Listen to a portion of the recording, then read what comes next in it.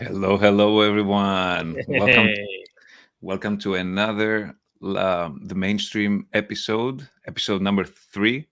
Today's February 6th, and we're so excited to have Darrell O'Donnell with us, CEO of Continuum Loop and a dear friend of ours. And of course, we also have Daniel Friedman, the CEO of Zengate. Hello, gentlemen. Good morning and good evening. Good morning. Good evening. Super I guess we excited. have a little bit of ocean between us. Yeah, just a little bit, but it's nothing that one can't swim. That's Or- Pacific Rim. It's a Pacific Rim call, I guess. Or actually, no, nobody can swim that. So never mind. All right, so episode 3, huh? We're up to 3 now. That's good. And we finally have a distinguished guest with us today. So. I'm the first. think- Yeah. You are the Uh-oh. first. You're like the prodigy of our podcast, the service back in the day, before AOL and before CompuServe. I was going to say CompuServe was, yeah. You're the prodigy. Chef Theo doesn't know what we're talking about, but yes. I have No. I have no No, clue. Theo was like, whoosh, God, He these- said like, these old you have guys. mail. He'd be like, uh-huh. And Yeah, no, Theo's exposure probably started with AOL. Back when I was growing up, AOL was for rich yuppies. We couldn't afford AOL. We had to stick to CompuServe. It was like $8 a month, I think. And you got it wasn't the best, but it was actually I actually think it was a lot more fun. I think it wasn't as cluttered. But anyway, great to have you on the show, Darrell. Thanks, We Dan. actually have done some work together. yeah. We have done work in Sri Lanka together. So part of the Last Catalyst proposal. So Darrell, of course, is the CEO of Continuum Loop, which was our partner for the Fund 10 proposal, the rapid onboarding of tea producers in Sri Lanka. Darrell is also somebody that I have. I don't know if it's plagiarizing because I do give you as much credit as I can, but I constantly use your phrase of minimum viable ecosystems, MVE. Yep. In fact, I was in a Mario in the Fall show, and we were talking about RWAs, and I used that term. Like, oh wow, Dan, that's a great term. Tell me more about that. Like, so yeah, I could. And, they just kind of made it sound like I made it up. Like, Yeah. yeah, It's not my term anyways. It's comes from this dude here. This guy, Ron Adner. Mm. He's got some pretty amazing thinking on what it takes to get things started. Yeah. So how about we start with give Darrell the microphone and give us a little bit of your background, bio, experience, so everyone from the audience can understand why we speak so highly of you, and yes, please. get to know a little bit more about you and who you are. So, I mean, I've been in the crypto Web3 blockchain network space since about 2016, 2017. I am more of Chris Dixon's book just dropped. He puts things in a casino or a computer. I'm a computer guy. I have some crypto investment, but not much. I'm more into it for what it changes fundamentally. And that comes back to my first company. We did automation. So think maps and forms for search and rescue, for aeronautical and maritime. So I think still today, we sold the company in 2000, but I think still today, any major, if you hear about an airplane missing or a vessel that is, in distress or lost, odds are pretty good around the globe that my software is being used.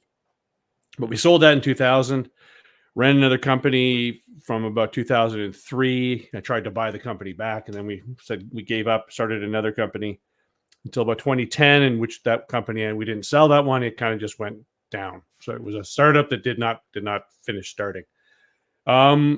Since then, I've really been advising multiple different groups, and every one of these groups I've been advising are typically multi-stakeholder, what sometimes we call multi-agency. But what that means is every single org, including search and rescue, has been really kind of decentralized in that search and rescue doesn't own any assets. They kind of beg, borrow, steal. I work in situations of when I worked in the sort of the special ops and law enforcement, fire, emergency management space. No one's in charge. With special ops, someone's in charge, but that's a whole different world. But they're not in charge necessarily, meaning depending on what's going on during any kind of a major incident or just day to day, someone else is lead on something else. So they kind of get in this weird social realm. So I didn't realize until I looked back that, everything I've been doing has been decentralized, which is why I kind of got the governance part really, really quick. One of the things we did back in, I can't remember what year it was, 2018, 2019, probably 2019, I think, is we started the Trust Over IP Foundation, which is this kind of cool dual stack. We have this tech and governance, because tech without governance is just, people are just playing. And it's in the Web3 crypto world, we see a lot of tech that's just dangling tech. It's fun, it's kind of cute and stuff, but when you actually want to go to scale, if you don't have governance, you're just done. And for those crypto bros out there, governance isn't voting. It's not. It's voting may be a component of governance, but it's not sufficient. It's just one thing of governance. So I've been spending a ton of time on governance. And when I came across that Ron Adner stuff on minimum viable ecosystem, I've run engineering teams. I get flown in to fix, repair. Are we allowed to swear on this line? Sure, why not? The hell with it. I'll do it once. I had a line of business that my tagline was, I help business owners to unfuck their software and technology teams. So I'd be flown in for crisis situations, really, and would fix them. And I would look at it and say, okay, this is just not a technical problem. The tech team is not the problem. It's typically how they're being operated, how they're running. So that trust over IP with this dual stack really becomes important to me. When we bumped into each other, I think you and I, Dan, you were at I/O. I was advising I/O, including advising Charles on a few things. Real world assets being one. That's right. Yeah. With John O'Connor and crew. We were looking at a bunch of different things, and then you had this idea, and then we bumped into each other talking about, what it is that Zengate's doing, what it is you were doing going into Sri Lanka first. And we realized that there was a good fit. So I've had a lot of fun meeting especially with Sam, your partner, as well as Joyce, who is this kind of, global tea guru. She's just, I don't tell Joyce that this is coffee. I've learned a lot about tea. I've actually went and bought some. I hadn't had fresh tea in the house in a while. But it's amazing watching, and Sam is just amazing as a sponge, just listening. I said, okay, listen, dude, minimum viable ecosystem is all about do the minimum you can. It's not to get the product out there, though. The whole goal is to attract and align the partners that you need to build your ecosystem, which is why, Dan, you call it a blueprint, because you want to do it in other countries, which, we just did a call last week, Theo, with, we're looking at various different other countries, not in Sri Lanka. We're not looking at Sri Lanka. We're looking at, there was a call with East Africa. Yeah, that's right.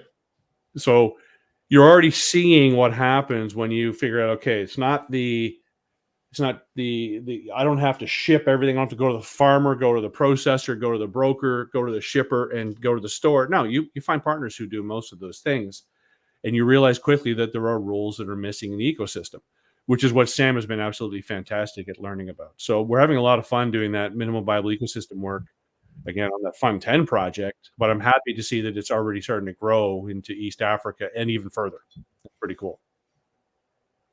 Yeah, it's very exciting. And in East Africa, we are actually going to be tackling another aspect, which really is it's all in concert with what this is about. So really the intent of this podcast, as we stated before, is really not just to kind of, mull over the same crypto stuff and blockchain stuff that's been mulled over in every single podcast out there, or nearly every single podcast out there, but to really talk to real world experts, right? That they're not just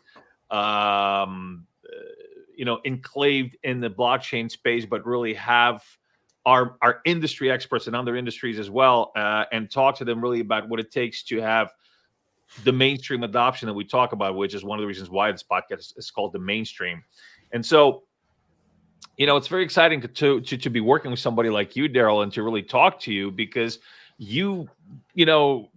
you said, you have been in various different mainstream industries in what maybe some call legacy industries, because they've been around for so long, versus blockchain, which has been around for a little over a decade.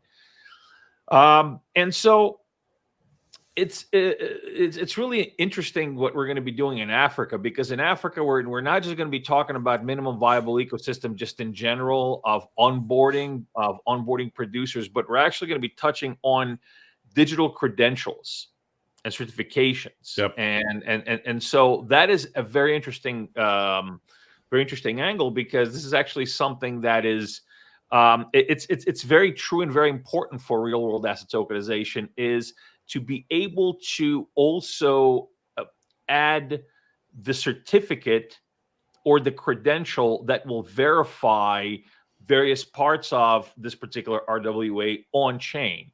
Yeah. And so I think, what I would like to ask you is, so what is the reality? What do you think is the reality of this kind of this legacy credentials and certifications meld with putting them on chain? What do you think is really required for this to actually be taken seriously by the masses? You're not going to like part of the answer is time. It just takes time. It's already being done in many different places. It's just not obvious that it's not in an obvious place that everyone is seeing. Give you a couple examples. I mean, there's 25 or so credit unions in the States. We deployed the first operational SSI credentialing system. That's still in use. It's just is being used inside the credit union, so it doesn't get the public the view. I'm sitting in the province of British Columbia right now, and they're actually scaling up a few things. They've got what's called a verified person credential. Kind of a dumb name. It needs branding. It needs some marketing attention. But what it is if I need to prove that I am a citizen of British Columbia, I'm a resident, I think is probably the right term, I can get this credential on my phone that, Theo, you could too, and it actually pulls from, we have two cards in BC. We have a driver's license and a service card for health. It pulls from that same database, but it's the exact same picture, date of birth, address, first name, last name, which they're starting to use or they envision using for things like buying liquor, my over 19 type of a test. They've got it set up already so that you can do a Vancouver business license. So instead of having to, take a photo, I don't even know. I think you have to go to an office to actually, show your driver's license, show a utility bill, and then say, hey, I got to pay you $250 for a business license. You can do it all online with this credential. That's kind of a one-off use case, if you will. Same group was doing they had a very particular problem. They have a digital database for lawyers who are not tech people. They're not. They're just not. For lawyers, both defense and prosecution lawyers who are looking at evidence in cases. If you're sitting there, if you need a lawyer to look at something, but they needed to know that was really the lawyer. So their assistant's not allowed to look. Their clerk is not allowed to look. It's the lawyer must do the looking. So they said, well, we can get a credential from the Law Society who grants the license and manages the license, and you get that. And they're like, hey, great. So then they got that working. And they're like, hang on a sec. We have problems. People going to prison saying, yeah, I'm his lawyer. No, you're not. You're not even a lawyer. Like, Like, at least if a lawyer says that, there's actual recourse. I mean, they've literally broken the law. They're not allowed to do that. So like, well, we got this credential here that says I'm a lawyer. Can I use that here? Like, yeah, you can use that. So you start seeing it in weird spots. Those are kind of obscure cases, which is where the innovation happens. It's rare for something to just get mass adoption. Like I would argue right now, crypto in general has achieved to some level mass awareness at minimum. Everyone's aware of it. May not be using it, may not be touching it directly, maybe buying ETFs now in the States, maybe doing whatever, or at least they're hearing about it. The real world assets, to me, there's a couple things there. One is ownership concepts, property rights are not necessarily as enshrined in some places. I'm not sure how good they are where in the exact countries that we're looking at. They can actually go ahead of the paper-based legacy system, the truly legacy, which makes no sense. You're like, hey, yeah, here's my certificate. It's like, no, that's actually a picture hanger. I have no idea what a certificate of authenticity would look like for tea. You could fake one and it would impress me, I'm sure. I want to know that it's real, and being able to kind of click a button and say, is this thing what it says it is? Or when I walk up and buy something, my phone does that before I've paid for it. Just because it knows, hey, authenticity check, I'll do that for you. Don't worry about it, Darrell. You don't need to manually go and check. Of course I'm going to check it. My phone will just do that for me. That's incredibly powerful. But I wonder at the end of the day, will people recognize what has happened? Will they recognize, there's blockchain? We actually give you an example. This member pass, the kind of the first operational SSI project, self-sovereign identity. We got to the point where when we were talking to credit union CIOs and stuff like that, we never said blockchain. We had one CIO say, the board wants me to do a blockchain related project. I thought you guys were blockchain related. We're like, oh yeah, we are. They're like, he goes, oh, thank God. But that's all he wanted was the signal, is this blockchain? I'm like, wow. The blockchain becomes irrelevant at some point. Yeah. That's when you succeeded. Yeah, absolutely. I keep talking about that myself, actually, the abstraction of technology. Some of these guys just want to put a check on, use this blockchain. How does it use it? I don't care. It just uses blockchain. We're cool now. Does it work? Yeah. And, actually, it's actually I kind of started to really think right now what you just about what you said about the certificate, right? The certificate of this tea, if it's authentic or not. How do I know I can impress you with it or whatever? And that's true. That's very true. And I think that is actually, I mean, on one hand, it's still going to be, it's going to take time for people to get to a point of where they will trust a trustless system because it's trustless. Yeah, see, that's a term that we just had an argument over elsewhere on, trustless. Great term in crypto, awful term in business. It's not what it means.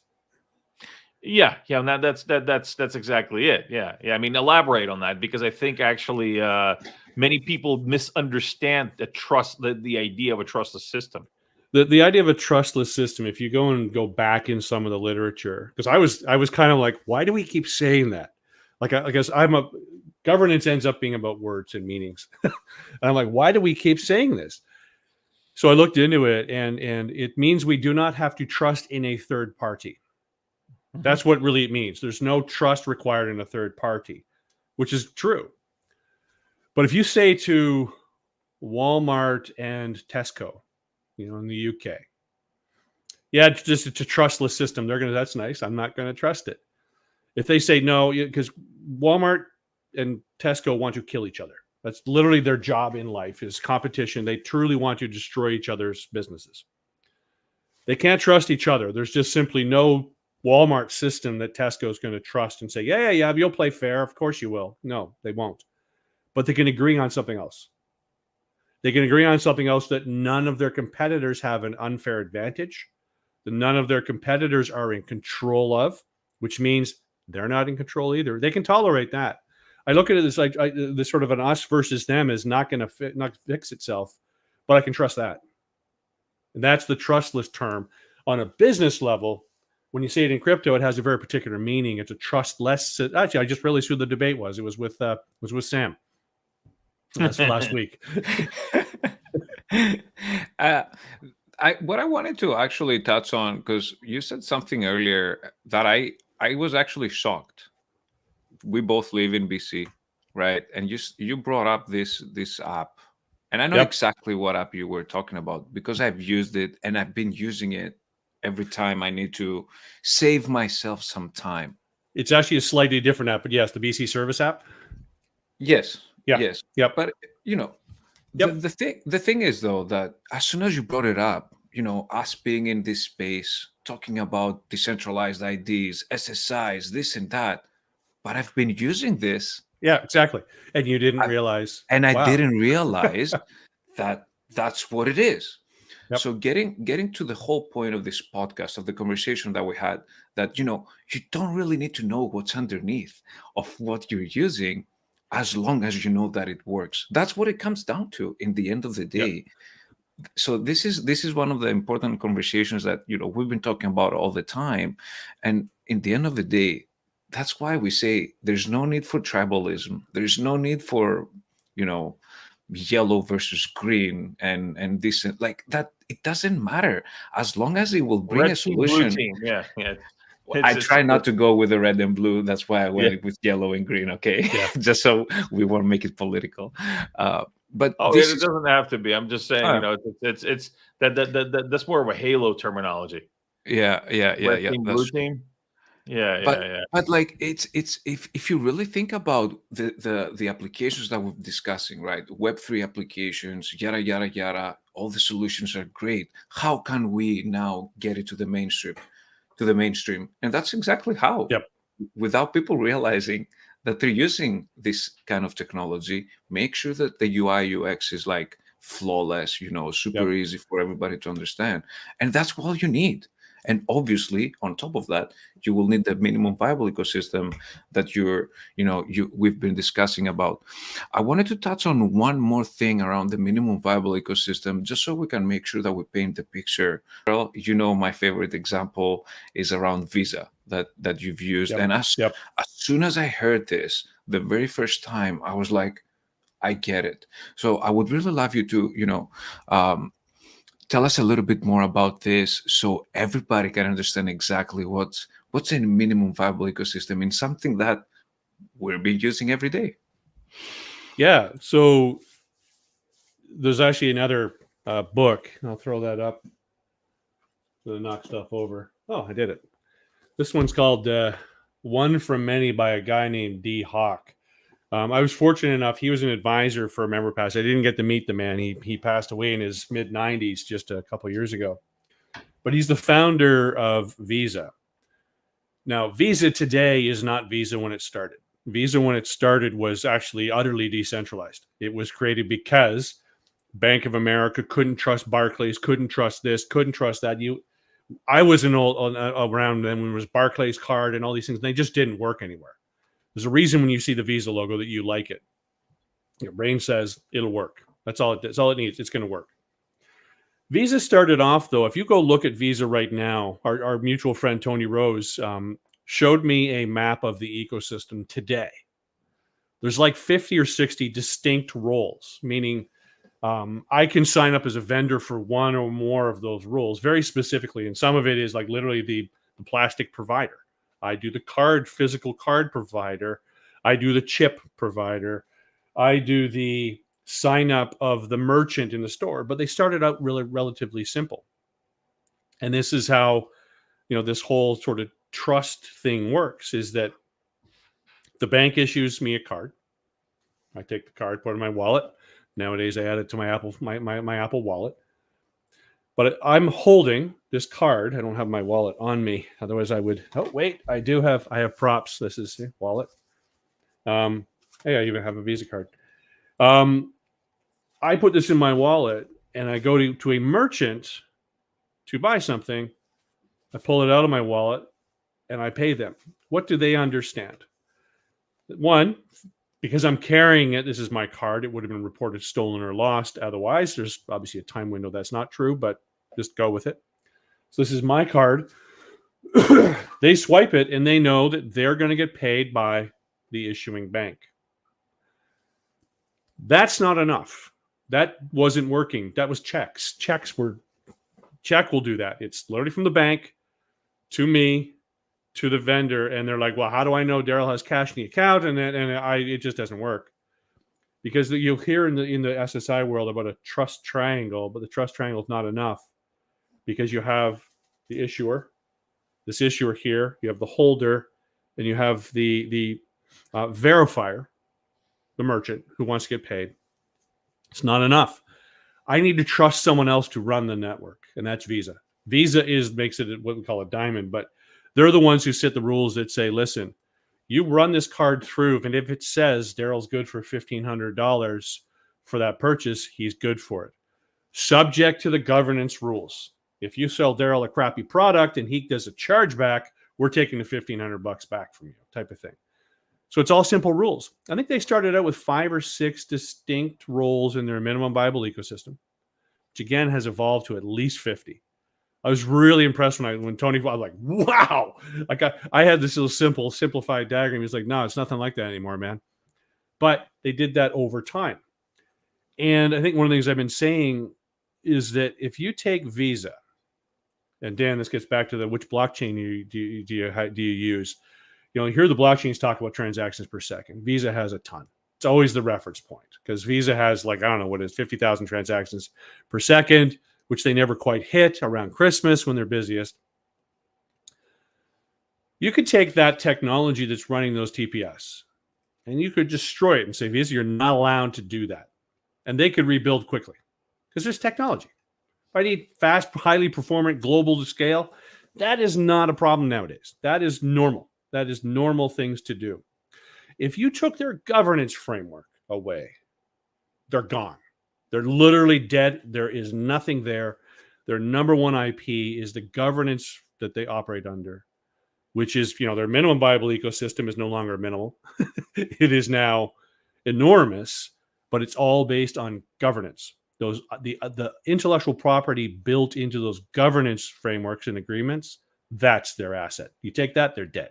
Truly, utterly gone. Hopefully that helps, Theo. Definitely did. Dan, that helped me. That helps me a lot. I mean, I use a much simpler example of the Visa card to compare it to, I guess, the mainstream. You know, using it in the big leagues, and just, I mean, it's more about customer acquisition and customer importance. What's important to the customer, and I think it covered it pretty well. But I mean, I always bring up this example because it's just the most effective one, you know, and I say, okay, and if I'm doing, say, a keynote or something, and I say, okay, let me see who has a Visa card, you know, raise your hands. And of course, you know, most of the room raises their hands. And then I'll say, okay, and then how many of you know how the Visa network works? And of course, if it's like a fintech show, then it's probably going to be, you know, a few people, like, you know, maybe a handful. And they don't.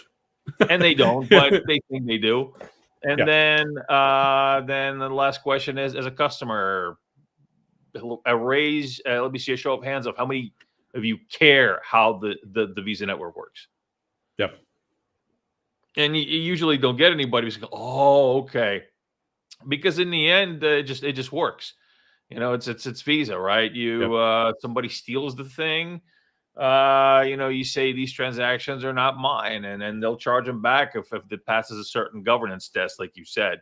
Yep. If it's, you know, if somebody sells you something, some kind of crap, you know, you can say, this is crap. This is not what's been advertised. I want to give it back, and they will charge it back, and they will take care of all the money that has been in play here. And on the other hand, you know, for the merchant, you know, they'll say, okay, I can guarantee you this money, and that's it, because, you know, it's on me. It's on me to guarantee you this money. Yeah, so it's all about utility. It's all about utility. It's all that, and that's it's also, Dan, sorry for interrupting, but this gets into the trustless concept, which again The term works in crypto. It does not work in business because that exists. This works because I trust it. Whether I'm an issuing bank, person holding the card, merchant, whatever, one of these 60 rules, I trust that they're going to do what they say they're going to do, and I can play there. It's fair.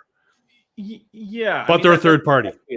Well, that's exactly it. Because what where I was kind of aiming at when I said they won't, it'll take a long time for them to trust the system, and that is, yeah, they will trust the system. So they will trust they will trust the decentralized ledger to do what it's supposed to do. That I know that Cardano will be able to take care of this business, and it's not going to break down. It's not going to do some crazy shit that it's not supposed to be doing. I know what it's going to do. That's the thing, and that's actually where blockchain is powerful, because if it's done right, you basically say this is the set of rules under which it functions. This is the smart contract that makes it function. These are the terms of the smart contract, and it's just going to do it. Yep. And it'll just do it. You can't talk it out of it. You can't, bullshit your way into it. In fact, there are ways that people will take advantage of credit card companies, and then will, and it happens all the time.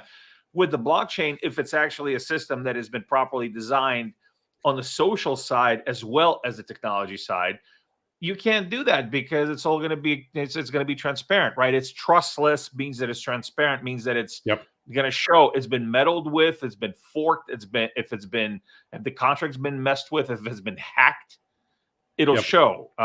So that's what you trust in.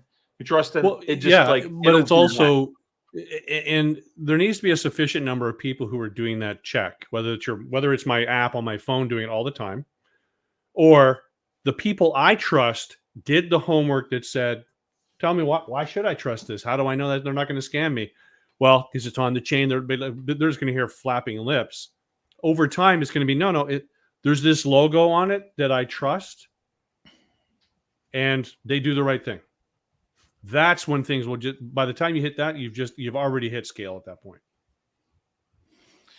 Yeah, we have a very good question from the audience, and Victor put it up here. Any ideas yet on what governance rules Palmyra will following? That's a great question with the type of person we have with us. Right. So, do you want to go first, Dan? Good. Yeah. I mean, basically, and without really digging into the specifics, one of the things that I've actually outlined in our company strategy right now in building Palmyra and how we're designing governance is I call it the McDonald's model. And that is with producers, with suppliers, and with pretty much all experiences on Palmyra. It will, it's just with McDonald's, why is the franchise model of McDonald's why was it so revolutionary? It was because wherever you go in the world, it always stays the same. Wherever you go in the world, I mean, if it's the same, the Big Mac will always taste like a Big Mac. The service, you always can say, okay, this is what I expect from the service. This is what the colors are. You're always going to see the same logo. You're always going to see, a lot of times you're going to see the same architecture. And that's, I mean, that's the core of a franchise as well, but it's especially the way McDonald's have pioneered that entire system is what it's all about is you uniform the customer experience as much as possible. I don't, so my customer experience going from one producer to the next should not matter. They should all be, as far as order fulfillment, payments, delivery, transactions, things they can and cannot do on the platform. It all goes uniform.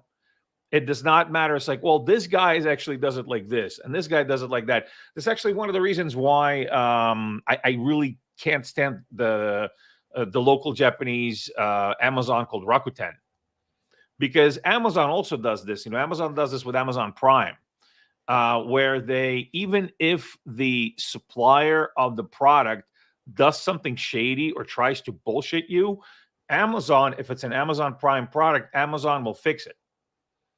They will refund you the money, and they will deal with the with the with the seller themselves. So as a customer, you know that regardless of it, if you see this Amazon Prime logo there, and that's what you were talking about the Visa logo, if you see Amazon Prime, then there are a set of rules that they will always abide by, and Amazon will enforce those rules.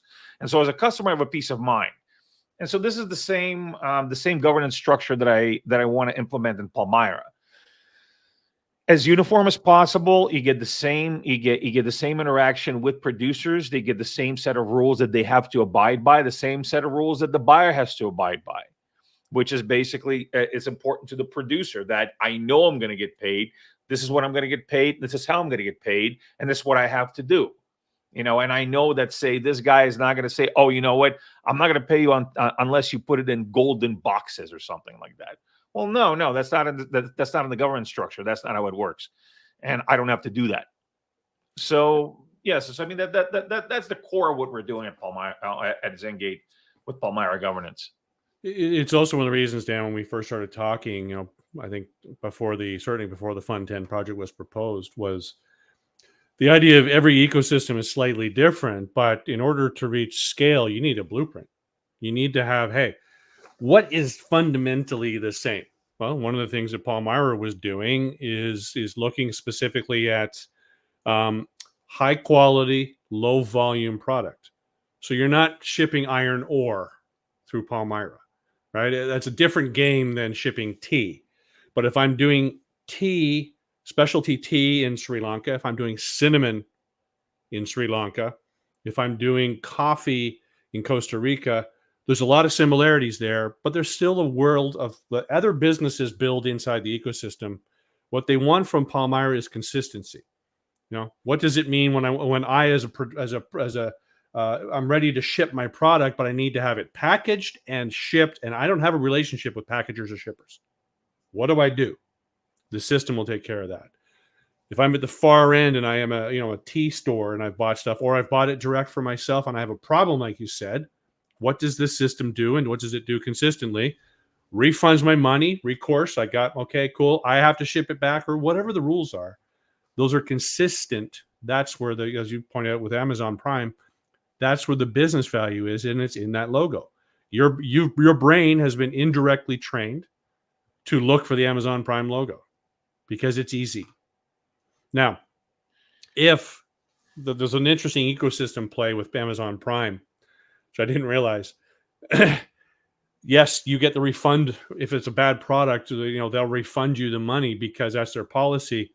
But the merchant on the other end doesn't like one aspect of that. Is they're just going to take the thing and constantly return it. If you're a consumer who consistently refunds stuff, regardless of reason, from Amazon Prime, they'll cancel your account. So if you're that person who's always sending stuff back, beware. Yeah, you'll be flagged. That protects the merchants. Right, and that's fair. That's fair. I mean, you can't just always, you can't always be that guy. That is a privilege. That is a privilege that is given to you as a good customer. There's still going to be such a thing as good faith and bad faith in business, and that's another reason I don't like the term trustless.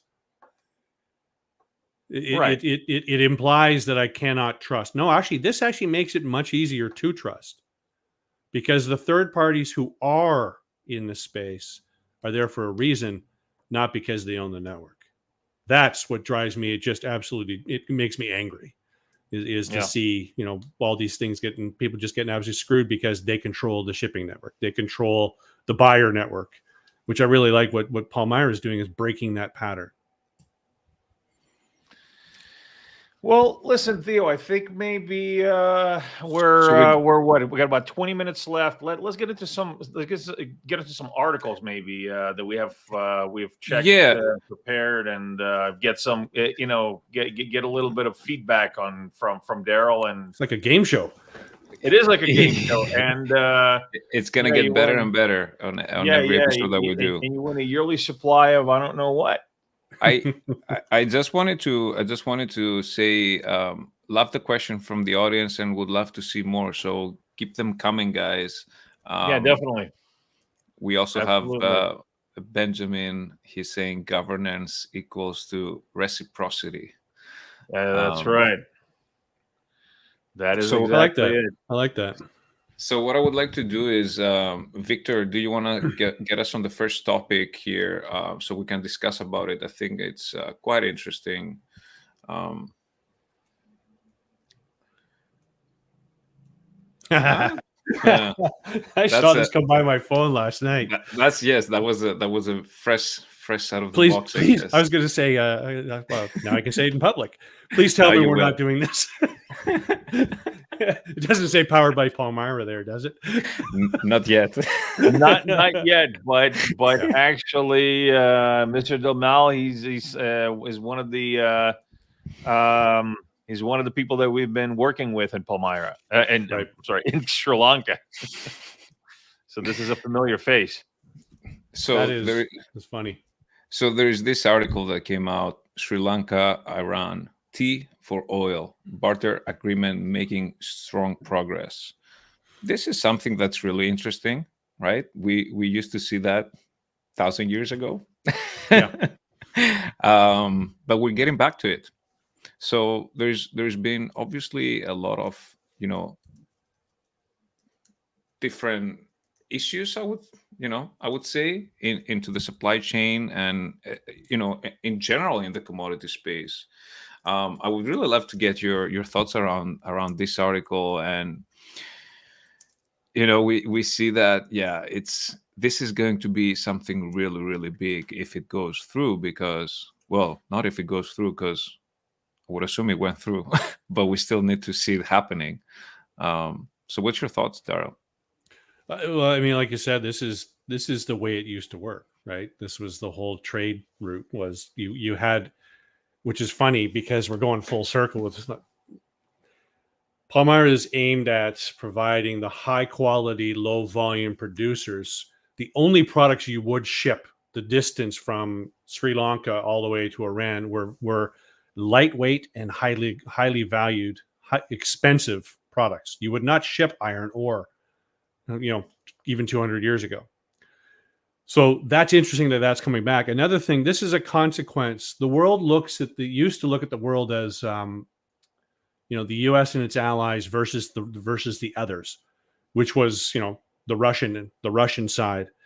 When the USSR went down, that changed to now it's like, hey, no, there's a whole bunch of aligned with convenience. India, Sri Lanka are a couple of these countries that, hey, they're there to exist and do their own thing. They can't pay USD for oil. They don't have a lot of USD in Sri Lanka, but they have tea, and Iran can't get USD easily. They're still under some sanctions. Hey, it's a logical consequence. I think it's kind of ironic.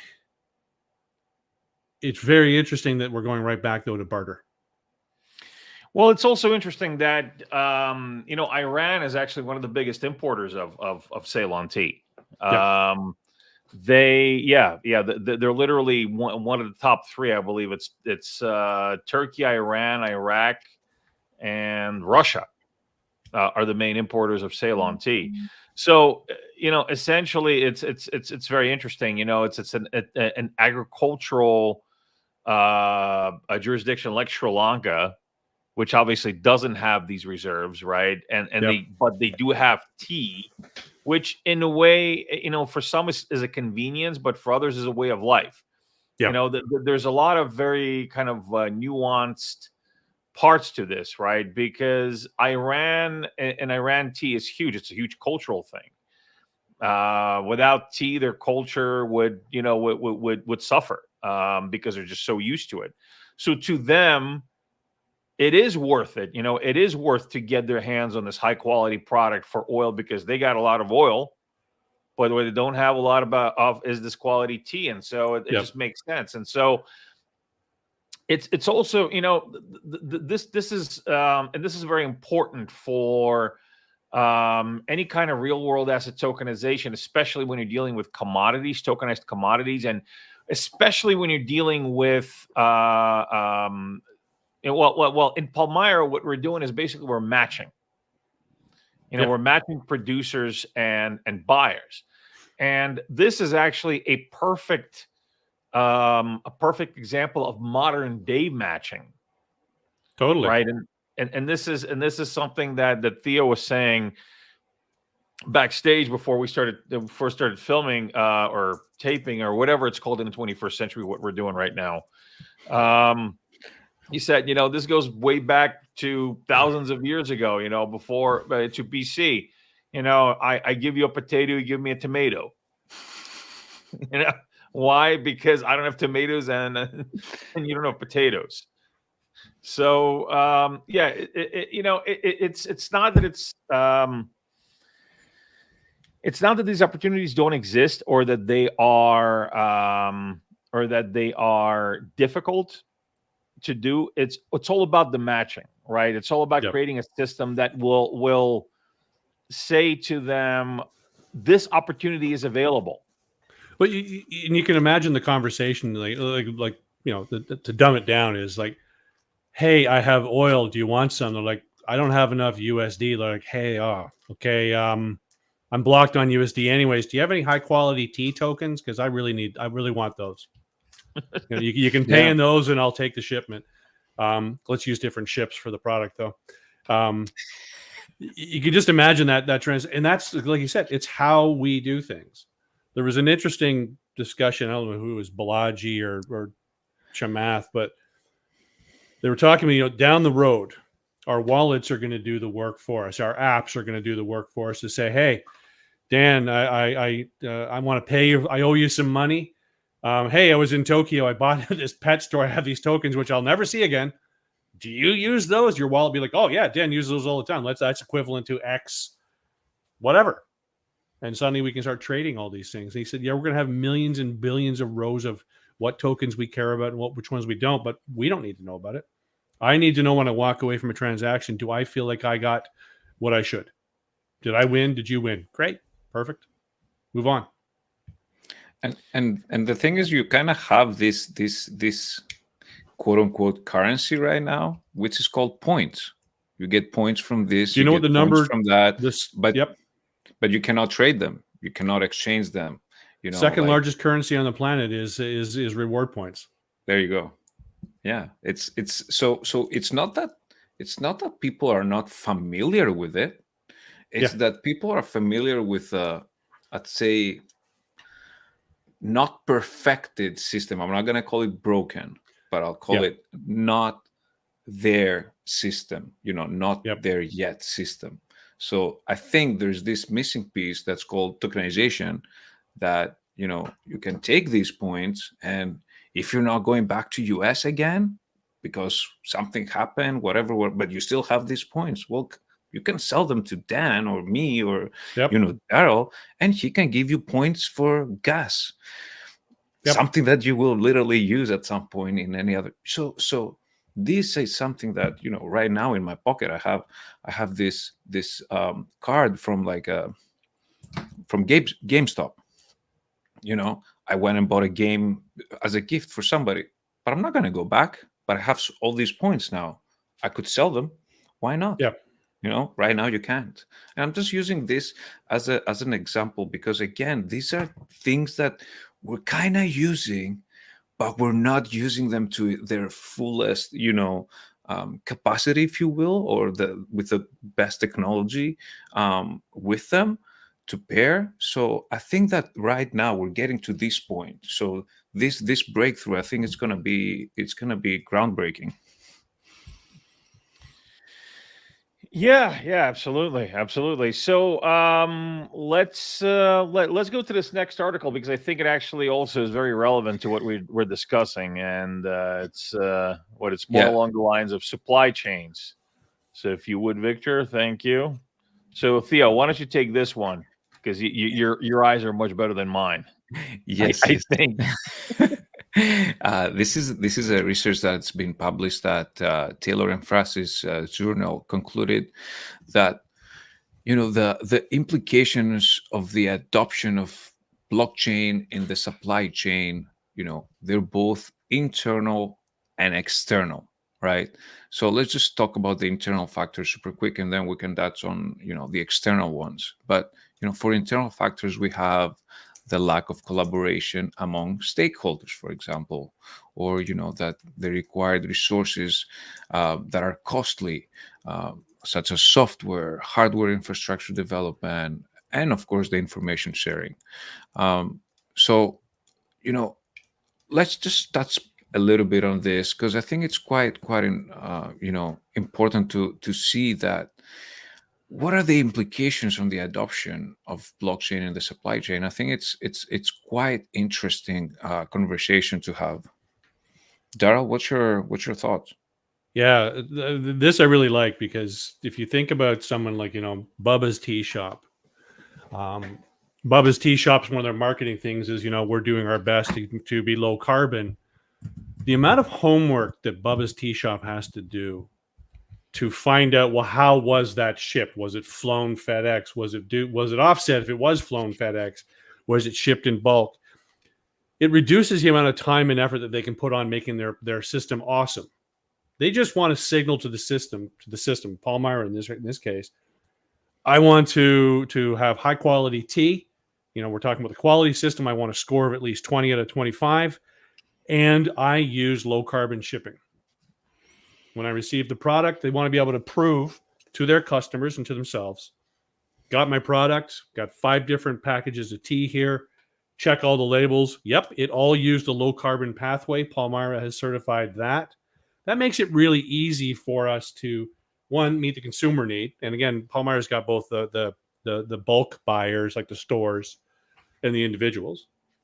Want to meet our needs to signal I am willing to pay for, and I want the low carbon. Inside the supply chain, though, that also tells our partners in the ecosystem, hey, we're running out of capacity, or there is unmet demand for the low carbon shipping path. That's an amazing supply chain signal right now.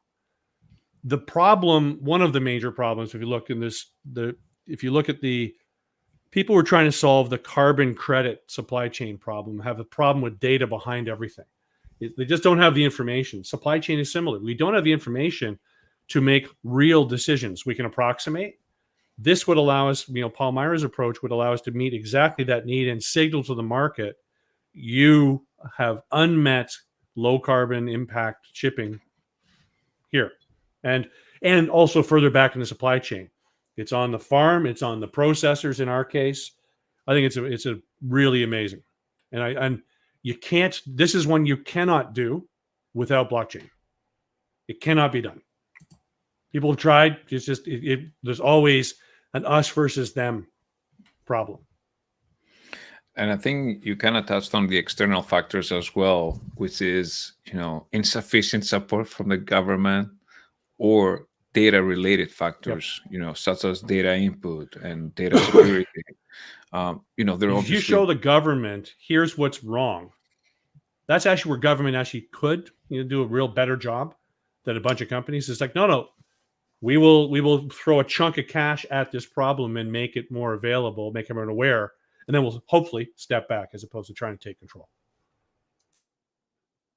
Yeah, hopefully. And I think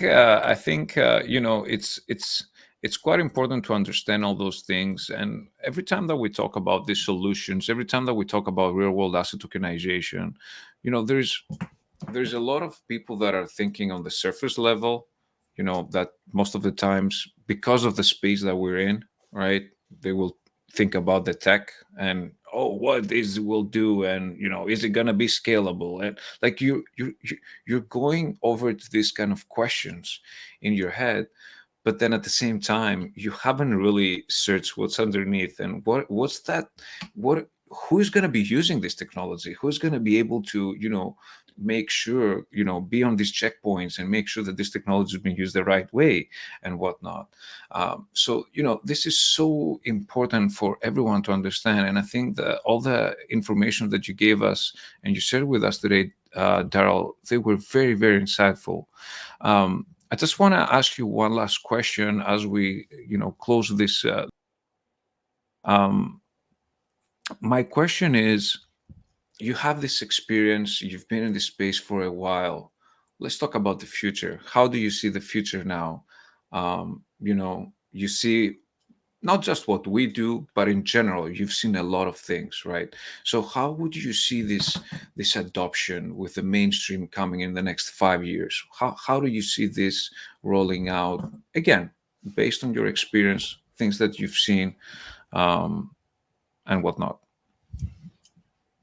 So I think what's interesting is this. I mean, Palmyra itself is a supply chain solution. So I'm going to probably focus on supply chain because a couple of reasons. One is I think that's where the most change in the next 5 years is feasible because supply chains are fundamentally screwed. Like just trying to get information out of a supply chain in a reliable form, whether you're manufacturing aerospace parts, whether I am looking for high quality tea and anything there is brutal hard. The space I see is that more and more systems. I like to talk about the minimal viable ecosystem here. We have a few small players in the Palmyra market, but that last article really twigs of where the future goes, which is this. Palmyra is going to be playing the role of watching the data come into the system and wondering what the hell to do with it. And honestly, Palmyra is not going to be overly qualified to answer that question correctly, but they'll be smart enough to say, if I bring some analytics folks in here and I bring some carbon supply chain folks in here, I just created a new partner in the ecosystem to go and solve that problem that we're talking about. Because the data are becoming available, they're not available today in any great way. You can then start to learn where is the magic inside of all of this. And that pattern occurs in every market we're looking at. But supply chain is, to me, the most important one, partly because of carbon, because the whole supply chain of what does it mean we don't really know. We're guesstimating. And people are gaming the system by guessing in their favor. Like, no, I want hard data. No more guesses. No more self-reporting. You get a couple years of self-reporting, and then we're dropping the hammer. We just released, there's a group in BC and the Global Mining Initiative. They're actually starting to do that. The EU is dropping the hammer on EV manufacturers, electric vehicle battery manufacturers. 2 years of self-reporting. By 2025, there's now a rigor to it. It's basically, if you can't answer these questions, your product doesn't enter the EU, which hurts. That's going to hurt, which means the market is going to need to fix the problem, which means the market needs the data to fix the problem. So to me, I think what's going on here, big picture, is supply chain is where the biggest change. We're going to look back and say that's where the massive shift started to happen because it impacts literally everything in our lives. And I think Palmyra is a part of that story. I think Palmyra is able to, show part of the way. It's not going to get into shipping iron ore. Well, okay, great. But it's going to get into showing the patterns. And who knows, parts of it may get pulled into wildly different industries. Yeah. No, absolutely. It's all about, it's all about bringing solutions to existing problems, not solutions looking for problems to solve. Yeah. There's actually a good question, and we can this is actually nice to touch on from what we've spoken about already, and it's a good question to wrap up today's live stream on. So we have a question from Gake Iwema. I'm sorry if I completely butchered your name. My apologies. Gake. I always wonder, do you need to check if the company doing the shipping is lying, or who sends the certificate on chain? So, okay, so there's two parts to this, and Darrell, and I'd love to get your input, as kind of like our closing thought on this. But this is a two-part question. First of all, and this again touches back on what we're talking about. So, is the company doing the shipping lying? They could be. Now, why are they lying? There could be basically one of two reasons. One, just because somebody screwed up. They're lying, but they're not lying on purpose. It's just bad data. So somebody gave them bad data, and they say that the package is here. It's actually not here. It's been delivered, but it hasn't been delivered. So that's one thing. The other thing, it could be they're just lying. It's some sort of a weird liability rabbit hole that they went down because it's some really expensive package and it's not a big enough company and it doesn't have enough insurance. And they're like, oh my God, we just lost $1 million delivery and we're not covered for it. So we need to lie and figure out how to get it, fixed. So it's either intentional or unintentional. Now, how do you verify this, right? If you bring this information on chain. So, well, first of all, going back to how do you know that the company is lying or not lying? I mean, most of the time it's, looking at the company where we're talking about the Visa logo or the McDonald's logo. If you see, UPS, if you see FedEx, I mean, you have a certain level of, peace of mind because it's FedEx, it's UPS, it's DHL. These are global companies. They have a known track record of on time and responsible delivery. So chances are very good that they're not lying, and chances are very good that their data is accurate.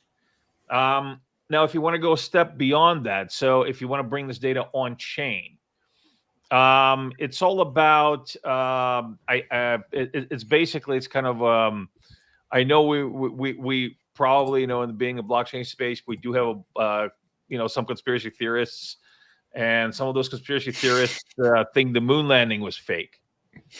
And there is actually one of the most straightforward ways of saying, well, no, it wasn't, was because Russia and China were monitoring it. And Russia and China really, really, really, really, really, really hate the United States.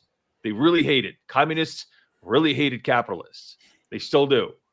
So if those countries verified that this, in fact, came from the moon, or if those countries would have caught even a slightest whiff of this being faked and not coming from the moon, this would have exploded. Yep.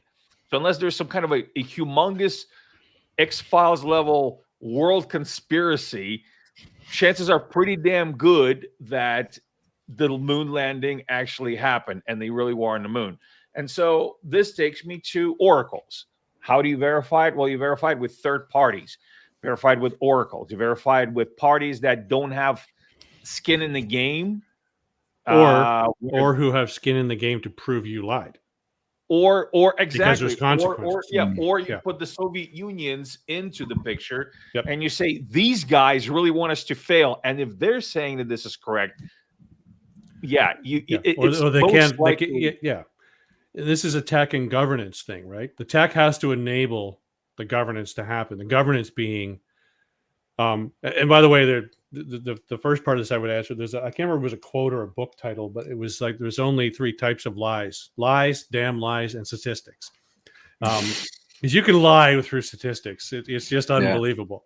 Yeah. But if the system is enabled and incentivized to have someone monitor to say, no, your data is not checking out. I am now signaling into the system, your data is not checking out, and there's a consequence to you, and I get some of that consequence. Let's say you get fined $1 million, and I get 40% of it.